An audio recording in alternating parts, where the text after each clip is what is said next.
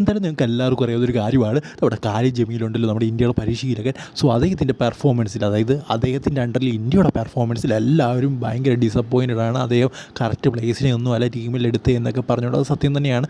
Under 23 നല്ല quality players ഉണ്ട്. മുഹമ്മദ് സുഹൈൽ ഭട്ട്, അതുപോലെ തന്നെ നമ്മുടെ കിബ്ഗൻ, കൊറോ സിംഗ്, വിപിൻ മോഹൻ, എബിൻ ദാസിൻ്റെ പേര് ഞാൻ ഇപ്പോഴും പറയുന്നില്ല, ബട്ട് ഐമൻ, അസർ, ഇങ്ങനെയൊക്കെ ഉണ്ട്.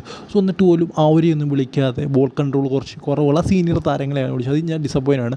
സന്ദേശ് ജിങ്ങിനെയോ അല്ലെങ്കിൽ ഗുർപ്രീത് സിങ്ങിനെയോ ഒന്നും ടീമിലെടുക്കുന്നതിനല്ല എനിക്ക് പ്രശ്നമെന്ന് പറയുന്നത്. രാഹുൽ ബെക്കി, ഫാറൂഖ് ചൗധരി, റഹീം അലി തുടങ്ങിയ പ്ലേയേഴ്സിനെയൊക്കെ ടീമിലെടുക്കുന്നത് തന്നെയാണ്.